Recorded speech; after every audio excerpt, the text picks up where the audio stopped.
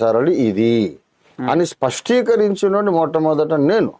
Okay, ఇది నమ్మండి, లేకపోతే మీరు యెజబెలు సంఘంలోకి వెళ్ళిపోతారు అని గర్జించిన బోధకుడు ఎవడు చెప్పండి? అంతకుముందు ప్రవక్తలలో నుండి అవి చెప్పినవి కాక నేను కొత్తగా ఏం చెప్పటం లేదు. అయితే కొత్త కోణంలో చెప్పాము, దాని యొక్క ఫైనల్ ఎఫెక్ట్ కూడా కొత్తగా ఇచ్చాం, దాని కంక్లూజన్ కొత్తగా ఇచ్చాం. అది మీరు ఓన్గా దేవుడి నుంచి పొందుకున్నది అది. ఓకే, గలతీ పత్రికలో ఏమంటాడు?